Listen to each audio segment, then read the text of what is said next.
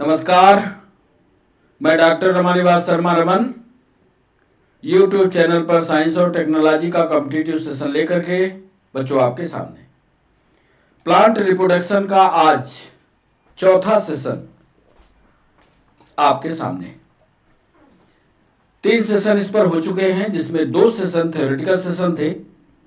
तीसरा session MCQ का session था, जिसमें हमने 10 सवाल करवाए थे और आज भी 10 सवाल लेकर के प्लांट रिप्रोडक्शन पर फिर आपके सामने।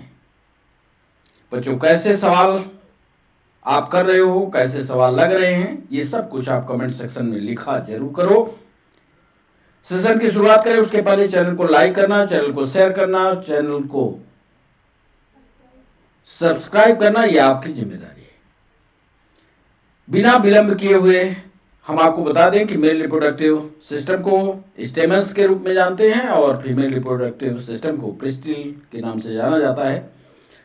इसमें महत्वपूर्ण भाग एंथर होता है जो फिलामेंट पर लटकता है, और फीमेल रिप्रोडक्टिव सिस्टम में स्टिग्मा होता है, स्टाइल होता है, ओवरी होता है। कहां पर ओवरी लगे होते हैं, ये सब कुछ थ्योरेटिकल डिस्कशन में इसके पहले के वीडियो में हम पूरा आपको बता चुके हैं। हम चाहते हैं कि सीधे हम आपको सवाल की ओर ले चलें, और पहला सवाल आज के सेशन का बच्चों आपके स्क्रीन पर यह रहा। निम्न में से कौन सा कथन सही है? निम्न में से कौन सा कथन सही है?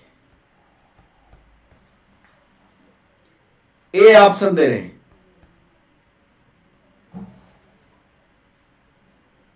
एंथर का कठोर बाह्य आवरण, एंथर या इसी को पॉलन भी कह सकते हो, परागकण, पॉलन का कठोर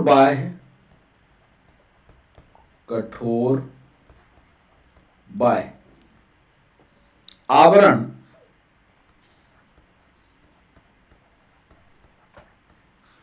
अंतःचोल कहलाता है। अंतःचोल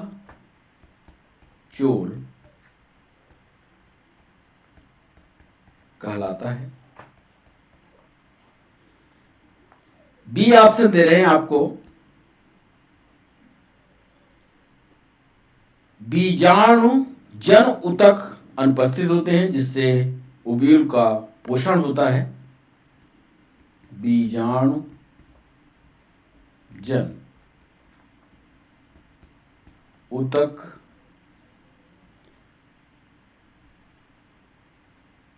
अगुणित या हैप्लॉयड होते हैं। जल्दी में उत्तर मत करिएगा, सारे तथ्यात्मक या तथ्यों को पढ़ करके तब जवाब बनाइएगा। सी ऑप्शन दे रहे हैं, अंतःस्थीशियम,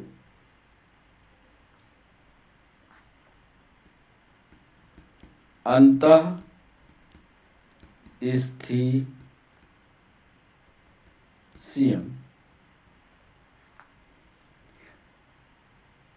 माइक्रोस्पोर्स उत्पन्न करती है। माइक्रो, मेगा नहीं, माइक्रो स्पोर्स उत्पन्न करती है। और डी ऑप्शन दे रहे हैं, टैपिटम, खूब सारा डिस्कशन हुआ है टैपिटम पर। टैपिटम विकासशील पराग को या डेवलप्ड पॉलन ग्रेन है। विकासशील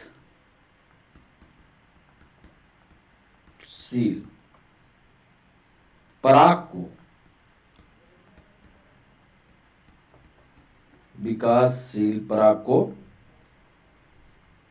पोषण प्रदान करते हैं।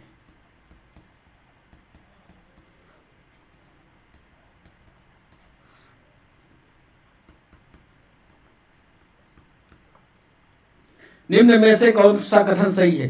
पीएनएसटी का सवाल है, एंथर या पॉलन का कठोर बाह्य आवरण अंतःचूल कहलाता है। बीजाणुजन ऊतक अगुणित होते हैं। अंतःस्थितियम माइक्रोस्पोर्स उत्पन्न करती है और टैपिटम विकासशील पराग को पोषण प्रदान करती है। यह 2013 में सवाल पूछा गया। सही जवाब कमेंट सेक्शन में कीजिए। नहीं बनता तो हमारा इंतजार करिए जब हम इसका डिस्कशन आपको समझाएंगे। बच्चों, दूसरा सवाल आपके स्क्रीन पर ये रहा।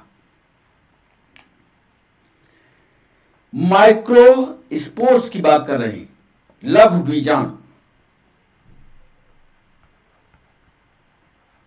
लघु बीजाणु या माइक्रोस्पोर्स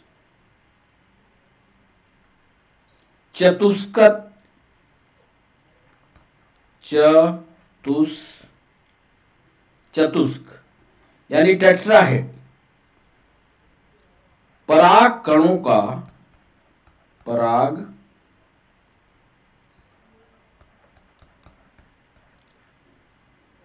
लघु बीजाणु या माइक्रोस्कोप टेट्राहेडर रिजल्ट है या परिणाम है। सवाल को 2 बार पढ़िएगा तब समझ में आएगा। ए ऑप्शन दे रहे हैं माइटोटिक डिवीजन का या समसूत्री विभाजन का। समसूत्री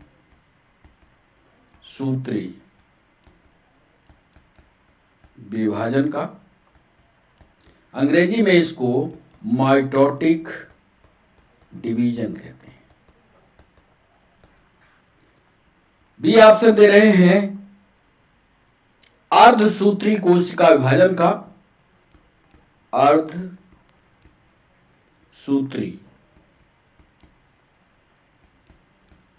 कोशिका विभाजन का, यानी जिसको रिडक्शन डिवीजन या मियोसिस कहते हैं, अर्धसूत्री विभाजन का। सी ऑप्शन दे रहे हैं ए एंड बी दोनों, और डी ऑप्शन दे रहे हैं इनमें से कोई नहीं।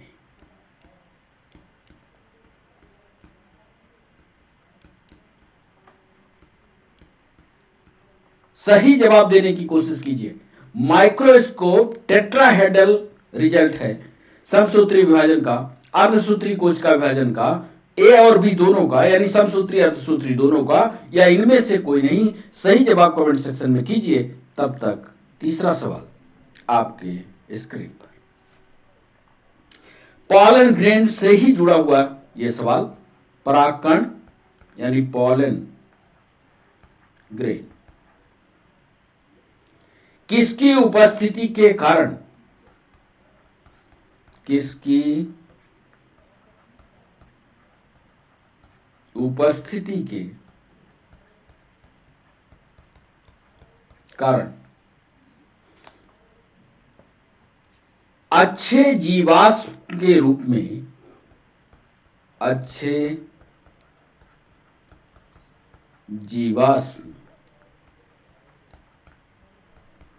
के रूप में सुरक्षित रहते हैं।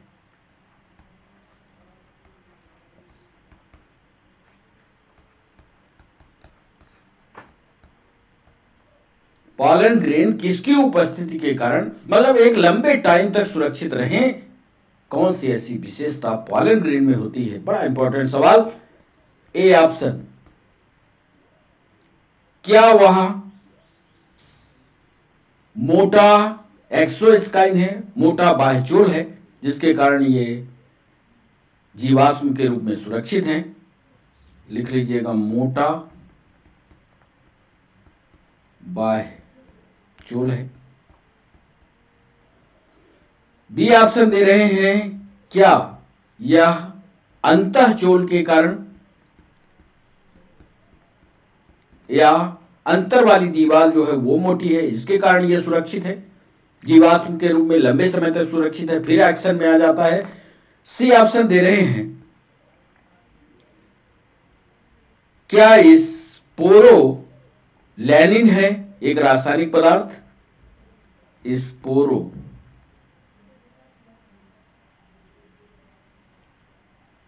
स्पोरोपोलेनिन है। और डी ऑप्शन दे रहे हैं, क्या यह विकल्प ए और बी दोनों सही हैं?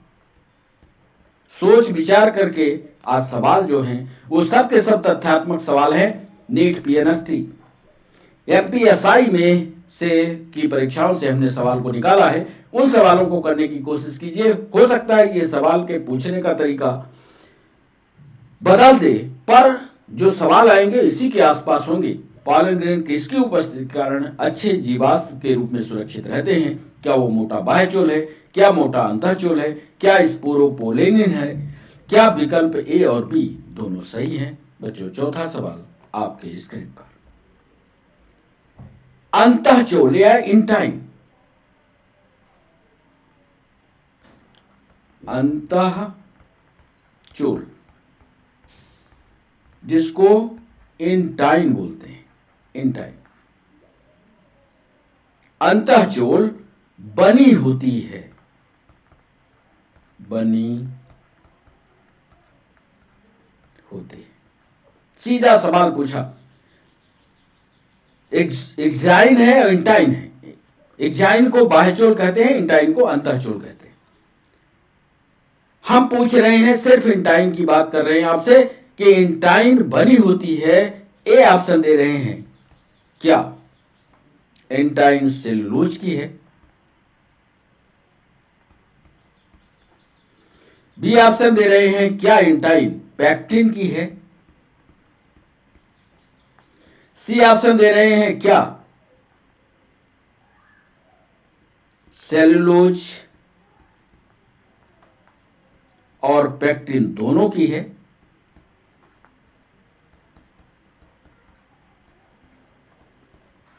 और डी ऑप्शन दे रहे हैं, प्रोटीन की बनी होती है। अंतःचोल किसकी बनी होती है यह आपको बताना है। सेलुलोज की बनी है, पैक्टिन की बनी है, सेलुलोज और पैक्टिन दोनों की बनी है, या प्रोटीन की बनी है? सही जवाब कमेंट सेक्शन में कीजिए, हमें बताइए किसकी बनी है। पांचवा सवाल आपके स्क्रीन पर। कौन सी सेल या कोशिका, सोच विचार कर जवाब सोचिएगा, कौन सी सेल या कोशिका बड़ी है? कौन सी कोशिका बड़ी है और लघु बीजाणु जनन के दौरान, और लघु बीजाणु जनन के दौरान भरपूर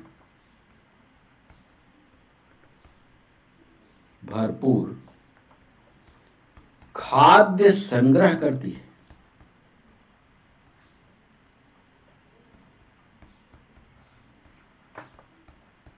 कौन सी सेल बड़ी है? जब पॉलन ग्रेन से पॉलन बन रहा है, परागकण बन रहा है, या मेल रिप्रोडक्टिव पार्ट बन रहा है, लघु बीजाणु जनन, मेल रिप्रोडक्टिव पार्ट का निर्माण हो रहा है, तो कौन सी वो कोशिका है जो सबसे ज्यादा भोज्य पदार्थ का कलेक्शन करती है? यदि आपने इसके पहले वाले वीडियो में सारी थ्योरी पढ़ी होगी तो जवाब बनेगा। ए ऑप्शन दे रहे हैं, क्या वह रिप्रोडक्टिव या जनन कोशिका है, जर्मिनल सेल है? क्या वह जनन कोशिका है? बी ऑप्शन दे रहे हैं, क्या वह सोमैटिक सेल है या कायिक कोशिका है? सी ऑप्शन दे रहे हैं, क्या वह वैक्यूल यानी रेप्टिका है? और डी ऑप्शन दे रहे हैं, क्या वह बीजाणु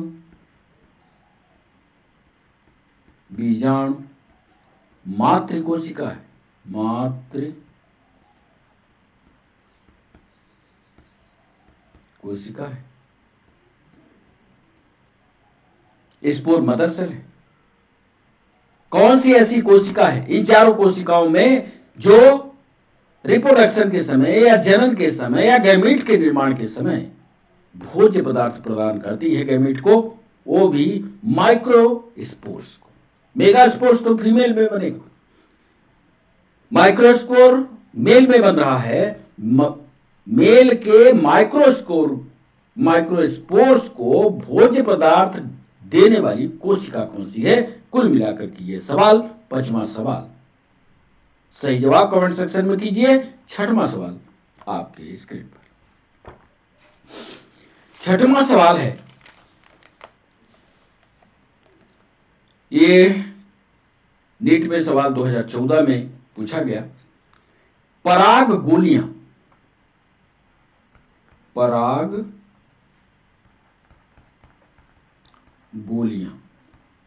या इसको पॉलन टैबलेट्स के रूप में जाना जाता है। पॉलन टैबलेट्स बाजार में, मार्केट में, बाजार में किस लिए उपलब्ध है?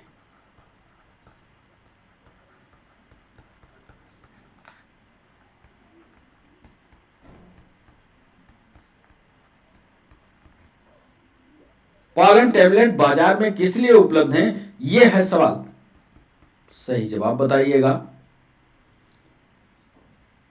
विट्रोनिसेशन। विट्रोनिसेशन का मतलब कहीं से पॉलन ग्रेन ले लिया जाए और फीमेल प्लांट के फ्लावर में इस पॉलन ग्रेन को उसके ओवरी तक पहुंचा दिया जाए और नए फल, फूल और बीज का निर्माण हो जाए। यह कहलाता है vitro fertilization. In vitro fertilization में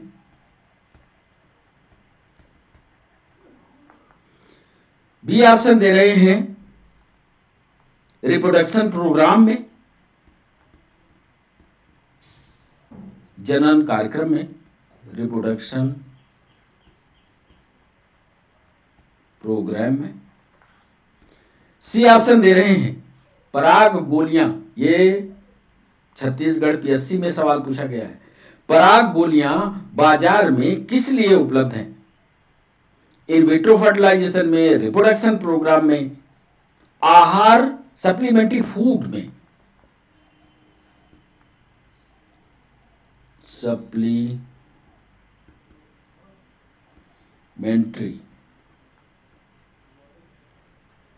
फूड में, या इसी को हिंदी में कहें संपूरक आहार में। और डी ऑप्शन दे रहे हैं एक्स सीटू संरक्षण में। एक्स सीटू संरक्षण में। इंपॉर्टेंट सवाल है ये, यूपीएससी ने भी ये सवाल पूछा है। पराग गोलियां बाजार में किस लिए उपलब्ध है? इन विट्रो फर्टिलाइजेशन में, रिप्रोडक्शन प्रोग्राम में, सप्लीमेंट्री फूड या संपूरक आहार में, एक्स सीटू संरक्षण में। ये जब आप कंजर्वेशन ऑफ फॉरेस्ट पढ़ोगे तो इन सीटू एक्स सीटू पढ़ोगे। हो सकता है आपने पढ़ा हो, और जब हम फॉरेस्ट या कंजर्वेशन ऑफ फॉरेस्ट आपको पढ़ाएंगे उस समय ये विस्तार से बताएंगे कि इन सीटू क्या होता है, एक्स सीटू क्या होता है। अभी फिलहाल आप इसका जवाब कीजिए कमेंट सेक्शन में। नहीं बनेगा, चिंता करने की बात नहीं है, कॉपी और पेन लेकर के बैठिएगा। जब हम इसका उत्तर का डिस्कशन करेंगे तो आप जैसे जैसे हम बोलते जाए, इसको आपको समझाते जाए, आप तुरंत लिखते चलिएगा। या रिकॉर्डेड वीडियो जब देखिए तो रिकॉर्डेड वीडियो को बार बार आवाज को या जो हमने बोला है वो लिख लीजिए, आपका उत्तर बिल्कुल तैयार हो जाएगा। बच्चों 7वां सवाल आपके स्क्रीन पर। तंतुमय संरचना का कार्य है। Filamentous structure. तंतुमय संरचना का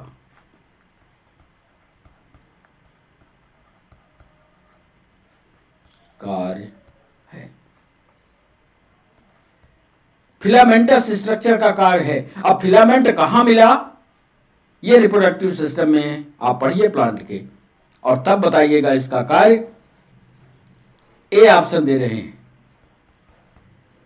उपयुक्त वर्तिकाग्र पर पराग को पहचानना। उपयुक्त स्टिग्मा पर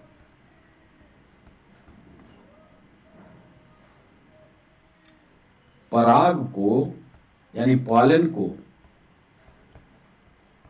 पहचानना।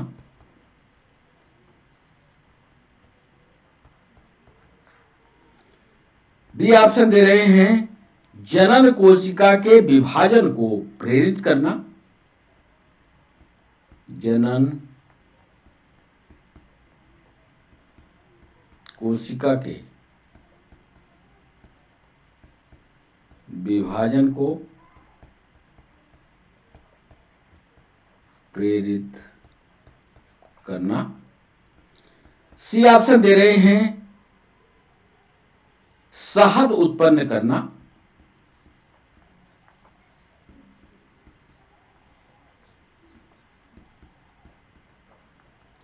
और डी ऑप्शन दे रहे हैं, पराग नली के प्रवेश को,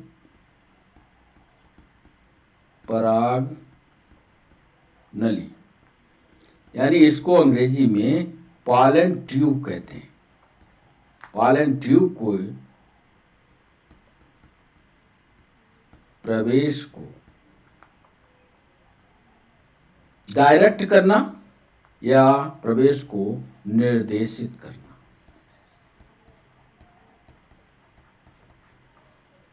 तंतुमय संरचना, जरा चित्र पर वापस जाइएगा, कहां फिलामेंटस स्ट्रक्चर है और वो फिलामेंटस स्ट्रक्चर का काम क्या है, कुल मिलाकर के ये हमने आपसे पूछा है। उपयुक्त स्टिग्मा पर पराग को पहचानना, यानी स्टिग्मा पर जो पराग आया है उसको आइडेंटिफाई करिए, पहचानिए। जनन कोशिका के विभाजन को प्रेरित करना, शहद का उत्पादन करना ताकि मच्छर या तितली आकर के उस पर बैठे। और डी ऑप्शन दे रहे हैं, पॉलन ट्यूब के प्रवेश को निर्देशित करना। तो ये था 7वां सवाल। सही जवाब कमेंट सेक्शन में कीजिए। बच्चों 8वां सवाल आपके स्क्रीन पर। एंजियोस्पर्म में या आवृत बीजों में, आवृत बीजों, एंजियोस्पर्म,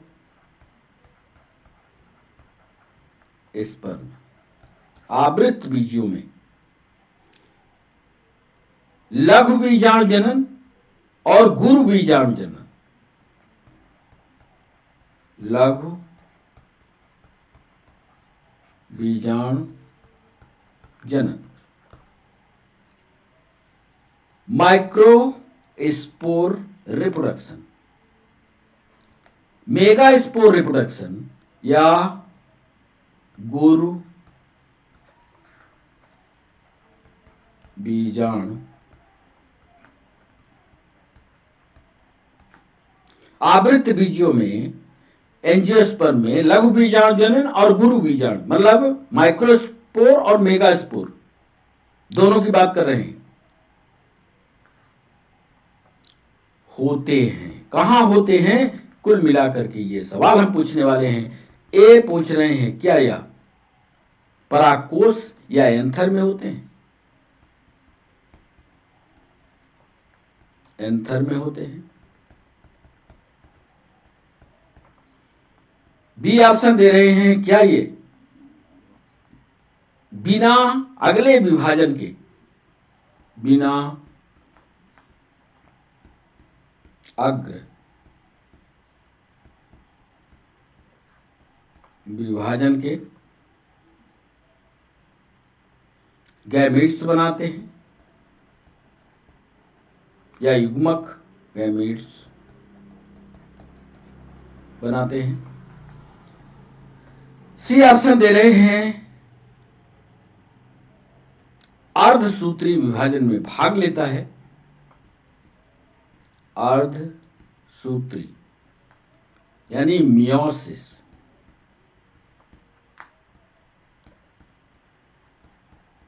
में भाग लेता है। और अंतिम ऑप्शन डी ऑप्शन दे रहे हैं कि यह ओव्यूल में होता है।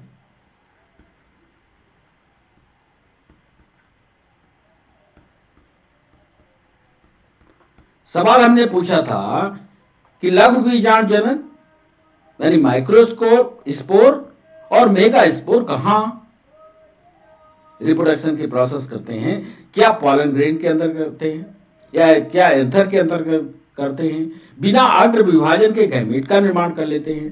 क्या मियोसिस में यह प्रक्रिया भाग लेती है? अर्धसूत्री विभाजन क्या अंडप में होता है? 4 ऑप्शन हमने दिए हैं 8वें सवाल पर। सही जवाब कमेंट सेक्शन में कीजिएगा, नहीं तो डिस्कशन लेकर के हम आएंगे और आपको समझाएंगे, लिखाएंगे। 9वां सवाल आपके स्क्रीन पर। परागकण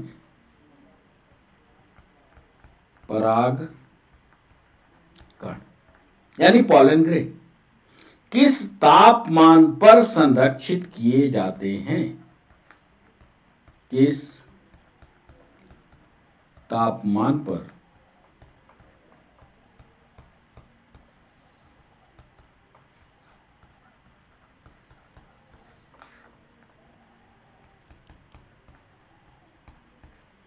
परागकण किस तापमान पर संरक्षित किए जाते हैं? यह सवाल हमने पूछा। बच्चों पूरा का पूरा डिस्कशन देंगे, पूरी की पूरी थ्योरी बताएंगे। सिर्फ ये सवाल नहीं, सवालों के साथ और सवाल भी करवाएंगे। 9वां सवाल, किस तापमान पर संरक्षित किए जाते हैं? क्या यह तापमान -196 डिग्री सेंटीग्रेड है? बी ऑप्शन दे रहे हैं क्या 196 डिग्री सेंटीग्रेड है? सी ऑप्शन दे रहे हैं क्या यह 10 डिग्री सेल्सियस है? और डी ऑप्शन दे रहे हैं क्या यह 0 डिग्री सेल्सियस है? सही जवाब कमेंट सेक्शन में कीजिए। और आपको याद होना चाहिए कि परागकण या पॉलन ग्रेन कितनी विपरीत परिस्थितियों को झेल लेते हैं। इसका डिस्कशन पहले भी सवाल पर हो चुका है। आज के सेशन का अंतिम सवाल अब आपके सामने 10वां सवाल। एक चित्र हम बनाएंगे और इस चित्र में पहले सवाल लिख देते हैं कि दिए गए चित्र में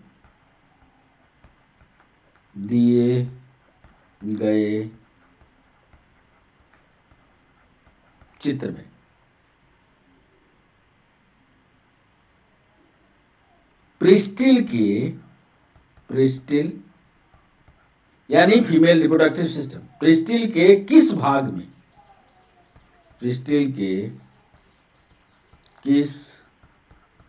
में निषेचन होता है यानी फर्टिलाइजेशन होता है?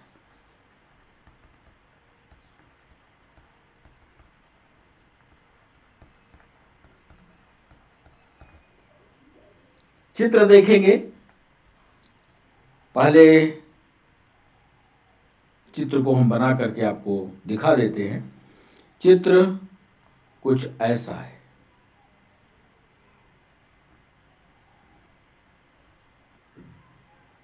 ये चित्र पहले भी बनाया है हमने।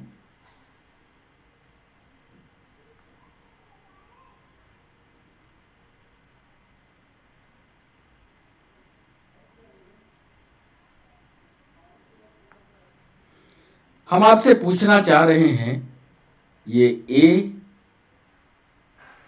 ये बी,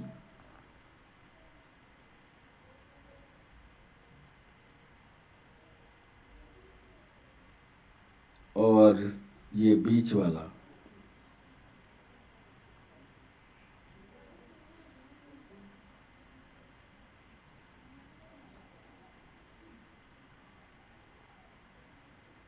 इसको सी, बाहर वाले को डी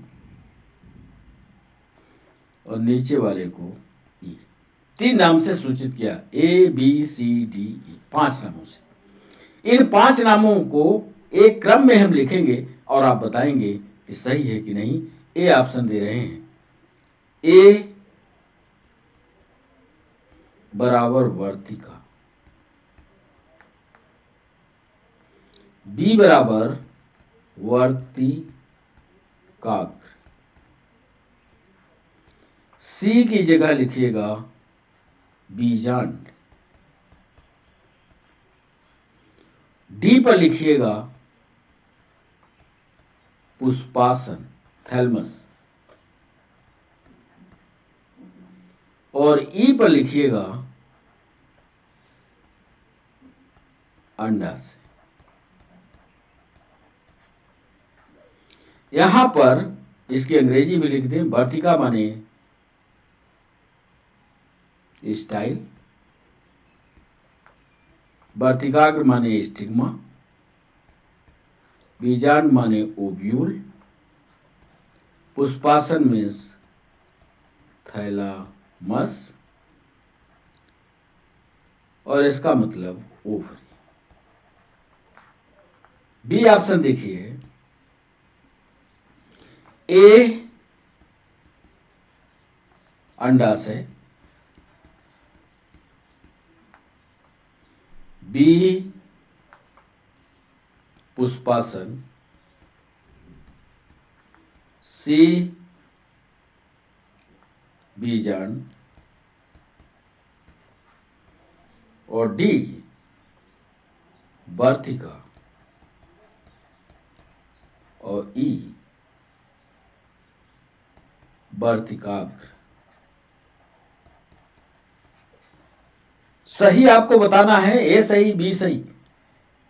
प्रिस्टिल के किस भाग में फर्टिलाइजेशन होता है, क्रम से यदि आपको याद आ जाएगा तो बता दीजिएगा।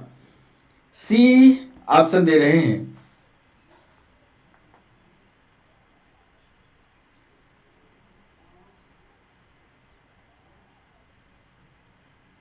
इसमें इस प्रश्न को लगता है दिए गए चित्र में प्रिस्टिल के किस भाग में फर्टिलाइजेशन होता है, तो इसका प्रश्न का जवाब प्रिस्टिल के किस भाग में होगा, यानी सी वाले भाग में। इसका तो उत्तर लिख लीजिए, प्रश्न गड़बड़ हो गया, उत्तर है सी वाले भाग में होगा। एक दूसरा सवाल और इसमें शामिल करते हैं कि सी वाले माने ओवरी वाले भाग में होगा। बनाते तो सीधा सीधा क्या बना देते, प्रिस्टिल बनाते ऐसा, और ला करके यहाँ सी ओवरी बना देते, यहाँ पुष्पासन लगा देते, यहाँ पर तो इसका उत्तर सी। एक दूसरा सवाल यहां नोट करिएगा, दिए गए चित्र में ए से ई तक के बिंदुओं को पहचानिए। ए से ई तक के बिंदुओं को पहचानिए।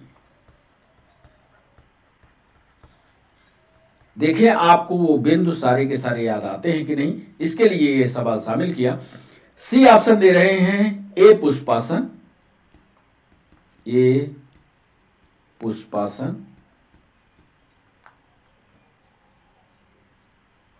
बी वर्तिका, सी वर्तिकाग्र, डी अंडाशय,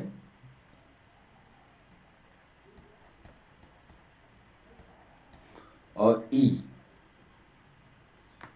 ओव्यूल। और अंतिम ऑप्शन डी दे रहे हैं आपको, ए वर्तिकाग्र, बी वर्तिका, सी बीजांड, डी अंडाशय, और ई पुष्पासन। इसमें से आपको सही क्रम बताना है, समझ रहे हैं? इसमें से आपको सही क्रम बताना है कि इसमें सही क्रम क्या होगा। तो यदि इसका सही क्रम आप बताएंगे तो ए से शुरू करिए, ए क्या है, बी क्या है, सी क्या है, डी क्या है, ई है, और सही क्रम में पहुंचेंगे तो सारी की चीजें आपको सही कौन से आते हैं, ए बी सी डी में सही कीजिए, हमें बताइए।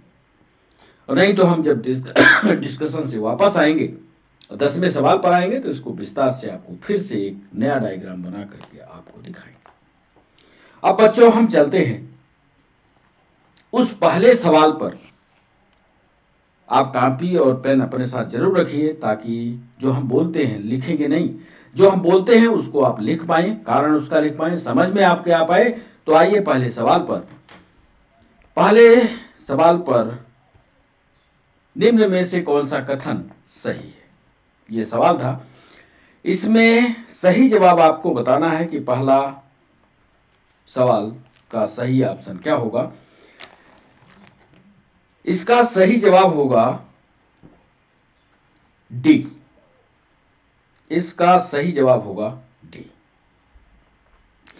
टैपिटम विकासशील पराग को पोषण देता है, यही कथन सही है। ये तीनों कथन गलत है, इसलिए क्योंकि टैपिटम माइक्रोस्पोरेंजिया का सबसे भीतरी भाग होता है। ध्यान से सुनिएगा, टैपिटम माइक्रोस्पोरेंजिया का सबसे भीतरी आवरण होता है। यह पराग कणों को पोषण प्रदान करती है। पराग कणे की अंतरस्थ भित्ति को अंतःचोल कहते हैं। अंतरस्थितियम लघु बीजाणु को आवरित करने वाली भित्ति होती है जो परागकोश की सुरक्षा और स्फुटन पर पराग निष्कासन में मदद करती है। यानी ये जो है सी वाली जो है पराग के निष्कासन में मदद करती है। बीजाणुजन जो होता है ऊतक, ये डिप्लॉयड होता है, इसलिए ये गलत है। और अर्धसूत्री विभाजन के द्वारा लघु बीजाणु चतुष्टक बनाता है। ये पूरी कहानी जितना हमने बोला है इसको आप थ्योरेटिकल डिस्कशन में शामिल जरूर कीजिएगा। टैपिटम क्यों है? टैपिटम लघु बीजाणुधानी का या माइक्रोस्पोरेंजिया का सबसे भीतरी भाग है। एक पॉइंट लिखिएगा, माइक्रोस्पोरेंजिया का आंतरिक भाग है, सबसे भीतरी आवरण। यही परागकण का पोषण करता है, यही परागकण का पोषण करता है।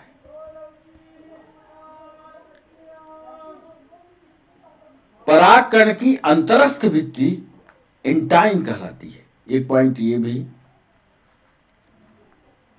परागकण की अंतरस्थ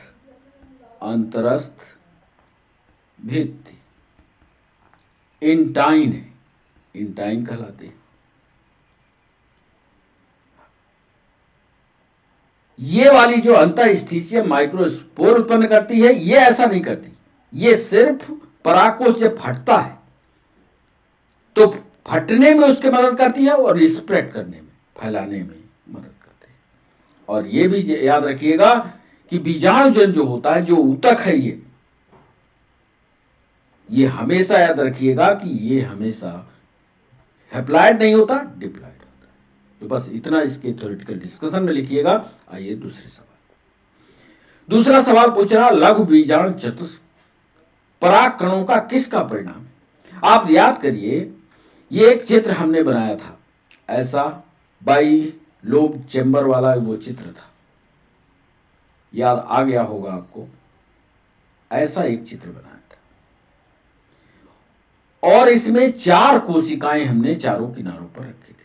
और ये तब बनाया था जब मदर सेल विभाजित हुई थी। और विभाजन उस समय याद करिए, विभाजन 4 कोशिकाएं, एक कोशिका से 4 कोशिकाओं का निर्माण तब हुआ था जब अर्धसूत्री विभाजन। याद आया? अर्धसूत्री विभाजन के द्वारा एक कोशिका से 4 कोशिका बनी थी। और इनमें क्रोमोसोम की संख्या कितनी थी? या हैप्लॉयड थी कि डिप्लॉयड? याद रखना, हैप्लॉयड थी, अगुणित थी, अगुणित संरचना वाली ये परागकण बन जाते हैं। तभी तो उधर ओवम का या बीजांड का हैप्लॉइड और इसका हैप्लॉइड मिलते हैं और 2x की रचना बनती है। आइए तीसरे सवाल। पालन ग्रहण किसकी उपस्थिति के कारण अच्छे जीवाश्म के रूप में सुरक्षित रहते हैं? पालन ग्रहण का कितना भी लंबा टाइम हो जाए, बहुत लंबे टाइम तक ये सक्रिय अवस्था में पाए जाते हैं, जबकि मनुष्यों में ऐसा नहीं होता। यदि स्पर्म एक बार बाहर आ गया तो उसका एक टाइम पीरियड है और उसी टाइम पीरियड में स्पर्म जो है एक्टिवेट रहेगा, इसके बाद वो समाप्त हो जाता है, मर जाता है। लेकिन पालन ग्रहण के केस में या प्लांट के केस में जो पालन बनते हैं वो एक लंबे समय तक जिंदा रहते हैं और जीवाश्म के रूप में बहुत लंबे टाइम तक जिंदा रहते हैं। उसके लिए एक रासायनिक पदार्थ जिम्मेदार होता है और उस रासायनिक पदार्थ का नाम होता है स्पोरोपोलेनिन।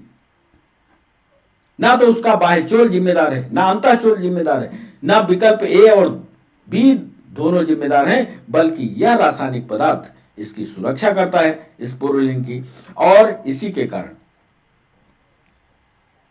पराग लंबे समय तक लाइफ में जिंदा रहता है। वैसे तो आप जानते हो कि परागकण जो होगा एक बाह्यचोल हो गया, ये इसका अंतःचोल हो गया। बाह्यचोल और अंतःचोल को, इन सब को, यहां पर पराग का न्यूक्लियस होगा, इन सब को सुरक्षित रखने का काम स्पोरुलिन की एक लेयर बन जाती है और यही स्पोरुलिन की लेयर एक लंबे समय तक इसको जिंदा रखती है। आप देखते चलिएगा आपसे कितने सवाल बने, ये जरूर नोट करिएगा, और जो हम बोल रहे हैं उसको लिखते भी चलिएगा। चौथा सवाल, इंटाइन यानी अंतःचोल किसकी बनी होती है? आइए फिर वहीं से ये वाले चित्र पर यदि हम वापस चलते हैं तो ये हम परागकण का एक चित्र बनाएं, इसको एक्साइन कहें, बाह्यचोल, इसको इंटाइन कहें, इसको इंटाइन कहें। हम पूछ रहे हैं अंतःचोल यानी इंटाइन किसकी बनी होती है? क्या सेल्यूलोज की, क्या पैक्टिन की? सेल्यूलोज और पैक्टिन दोनों की। इसका सही जवाब होगा यह दोनों की बनी होती है, सेल्यूलोपैक्टिन की बनी हुई होती है। याद रखिएगा अंतःचोल सेल्यूलोपैक्टिन की बनी होती है। बच्चों, पांचवा सवाल, एक बात और यहां बता दें चौथे सवाल पर ही, परागकण का व्यास कितना होता है? एक सवाल में यह पूछा गया है, यहां नोट किए देते हैं, याद कर लीजिएगा।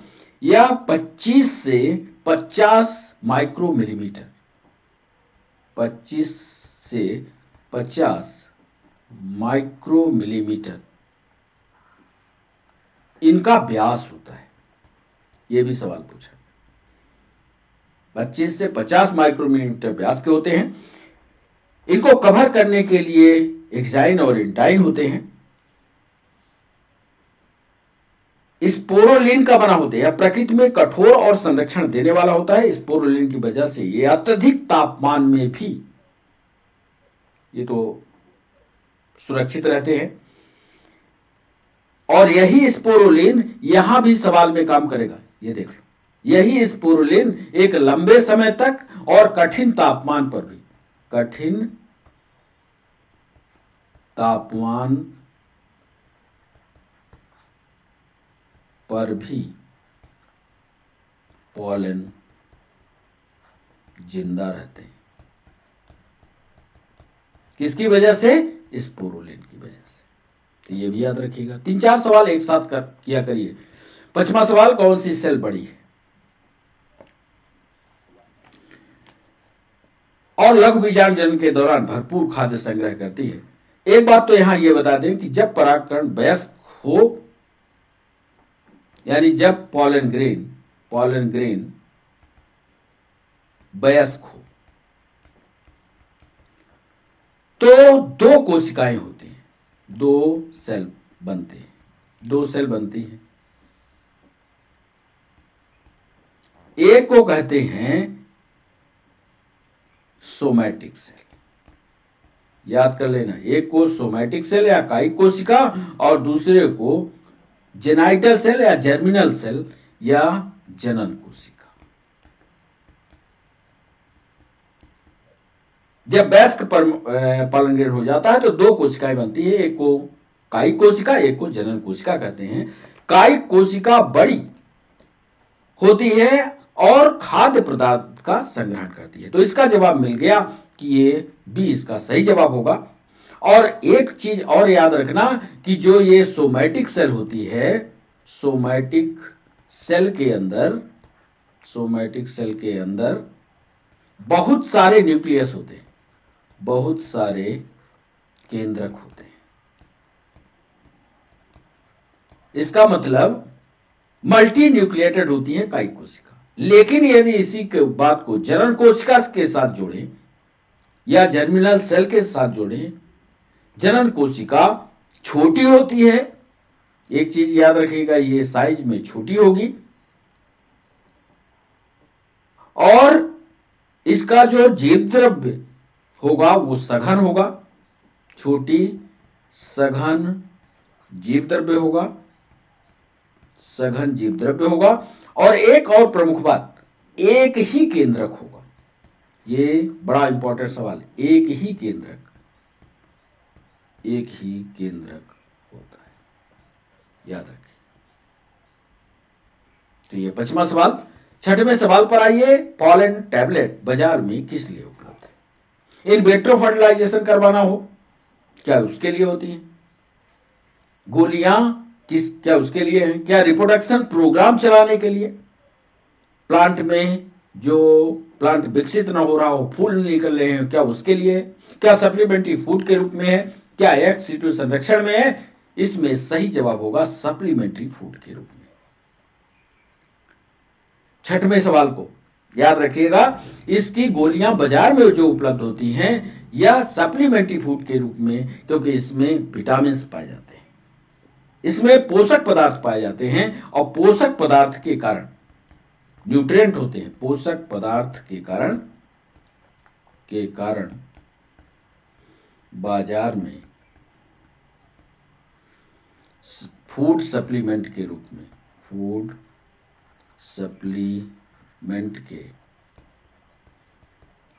में पाई जाती है। ये सब का नोट्स बनाइएगा और सारे नोट्स लिख करके और हमें दिखाइएगा जरूर। 7वां सवाल, तंतुमय संरचना का कार्य क्या है?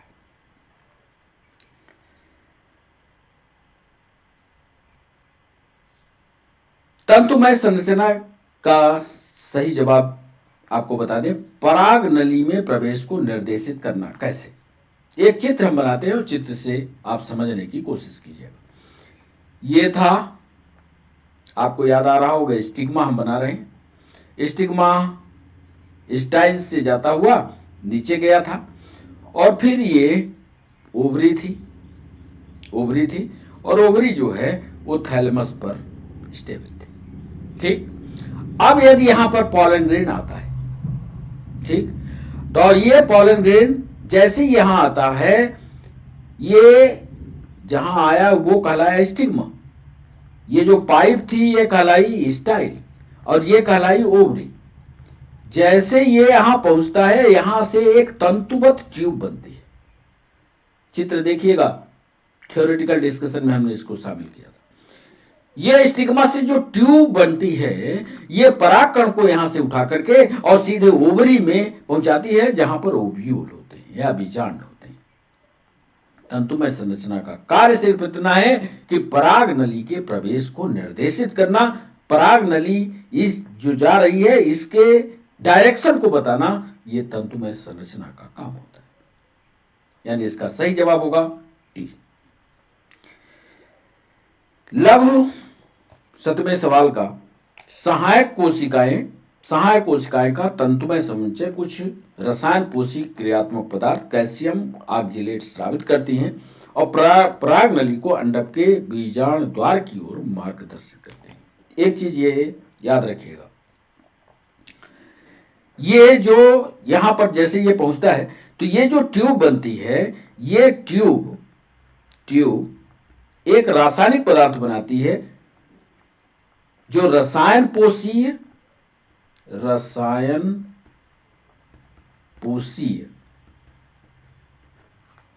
क्रियात्मक पदार्थ के रूप में जाना जाता है, क्रियात्मक पदार्थ के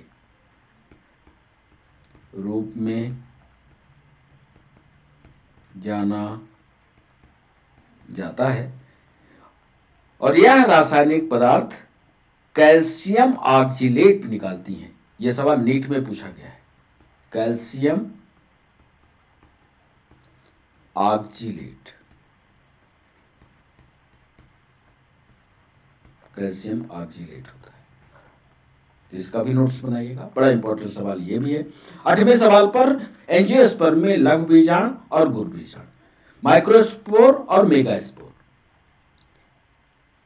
में रिप्रोडक्शन किससे, एंथर में होता है क्या? बिना आगे विभाजन के गैमेट्स बनाते हैं क्या? क्या मियोसिस में भाग लेता है? क्या ओव्यूल में होता है? इसका सही जवाब दिख ही रहा है, इसका सही जवाब होगा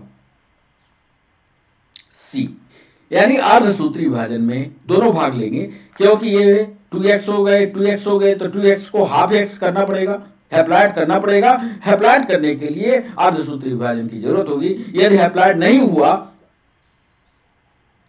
और दोनों 2x मिल गए, ये 2x था, मेल वाला भी फूल और फीमेल वाला भी फूल, यानी पॉलन ग्रेन और ओवम दोनों 2x थे, तो जब इनका आपस में फ्यूजन हो जाएगा तो बच्चों पता नहीं क्या बन जाएगा। यहाँ जो फूल बनना चाहिए था वो फूल नहीं, वो फूल का बाप बन जाएगा। इसलिए यहाँ सबसे पहले जो विभाजन है वो रिडक्शन होना ही चाहिए, अर्धसूत्री होना चाहिए, ताकि यहां से x आ जाए, यहां से x आ जाए, फिर जब दोनों ये x आपस में मिल जाए तो 2x बन जाए, तब वो वाला फूल बनेगा जिस फूल की ये पार्ट है। ये 8वां सवाल, लघु बीजाणु जनन, गुरु बीजाणु जनन क्रमशः पुष्पी पादप में अर्धसूत्री विभाजन द्वारा मेल गैमीट और फीमेल गैमीट बनाने की प्रक्रिया होती है। 9वां सवाल था, परागकण किस तापमान पर संरक्षित रहते हैं? इसका थोड़ा सा इंपॉर्टेंट डिस्कशन भी शामिल करेंगे, हालांकि इसका सही जवाब होगा -196 डिग्री सेंटीग्रेड। -196 डिग्री सेंटीग्रेड किसका तापमान है, यह भी सवाल पूछा गया। तो आप ये याद रखिएगा, यह तापमान तरल नाइट्रोजन का भी तापमान होता है, तरल नाइट्रोजन का भी ये तापमान होता है, ये भी सवाल पूछा गया। लिक्विड जो नाइट्रोजन है उसका टेम्परेचर यही होता है -196 डिग्री सेंटीग्रेड। ये संरक्षित पराग पॉलन बैंक में की तरह उपयोग में लाए जा सकते हैं। प्रजनन में जो बीज बैंक बनता है ना, जहां पर पॉलन ग्रेन को इस तरह से रखा जाता है, वहां का टेम्परेचर -196 डिग्री सेंटीग्रेड होता है, यानी 196 डिग्री सेंटीग्रेड पर पॉलन बैंक का निर्माण किया जाता है, पॉलन बैंक को बनाया जाता है। जैसे ह्यूमंस में क्या करते हैं, स्पर्म को या वीर्य को सुरक्षित रखते हैं एक डिफिनिट टेम्परेचर पर, और फिर वहां से उस डिफिनिट टेम्परेचर पर सीमेन को निकाल करके फीमेल के ओवा के पास या फैलोपियन ट्यूब के पास ले जाकर के छोड़ते हैं, जहां पर उसका ओवा होता है, फर्टिलाइजेशन हो। उसी तरह से यहां पर पॉलन ग्रेन को -196 डिग्री सेंटीग्रेड पर रखा जाता है, यानी वहां पर पॉलन की एक लंबी वैरायटी जो है रखी होती है, जिसको पॉलन बैंक कहा जाता है। इस पर पीएससी ने एक बार सवाल लिखवाया था। आंसर राइटिंग करने वाले बच्चे इस बात को ध्यान रखें कि पॉलन बैंक पर एक बार लिखा जा चुका है। पॉलन बैंक किस टेम्परेचर पर काम करता है, -196 डिग्री सेंटीग्रेड। यही तापमान तरल नाइट्रोजन का भी है। बच्चों, आज के सेशन का अंतिम सवाल अब आपके सामने। एक तो निषेचन की प्रक्रिया पर सवाल था, जो हमने पहले उसको बताया कि दिए गए चित्र में प्रिस्टिल के किस भाग में फर्टिलाइजेशन होता है। यदि ये प्रिस्टिल हम बनाते जो यहाँ बनाया है, तो पक्का है कि आप कह देते कि साहब यहाँ ओवरी वाले भाग में यहाँ से पॉलन ग्रेन चलेगा और चलते नीचे आएगा और ओवरी वाले भाग में फर्टिलाइजेशन होगा। तो एक ये सवाल हो गया। एक और सवाल आपको करवाना चाहते थे कि फर्टिलाइजेशन ए से ई तक, एक चित्र बनाया है, ए से ई तक सबका भाग लिखिए। आप यहां से लिखना शुरू करेंगे तो ये सबसे पहले ऊपर होता है स्टिग्मा या वर्तिकाग्र, फिर स्टाइल यानी वर्तिका, फिर सीध का लाइन अंदर है यानी ओव्यूल, फिर डी जो है बाहर की रचना है, गोलाकार रचना है, वो ओवरी, और अंतिम में ई जिस पर ओवरी स्थापित है उसको थैलेमस कहते हैं। अब आप अंग्रेजी से मिला लो इधर कौन सा सही है। आप देखोगे तो आप तो वर्तिका, बीजांड, अंडाशय और पुष्पासन इस क्रम में मिलेंगे। सेम सवाल पीएनएसटी ने पूछा था, तो इस क्रम से इसको आप याद कर लीजिएगा। इसका सही जवाब होगा डी। इस तरह से बच्चों 10 सवाल पूरे हुए, 10 क्या 11 सवाल आज पूरे हुए। कैसा रहा सेशन ये जरूर आप अपने कमेंट सेक्शन में लिखिएगा। आप हमारे साथ जुड़े इसके लिए सभी बच्चों का बहुत बहुत शुक्रिया। फिर मिलते हैं कल नए सेशन के साथ, होगा नया डिस्कशन। नोट्स जरूर बनाइएगा बच्चों। आज के लिए बस इतना ही। बाय बाय, नमस्कार।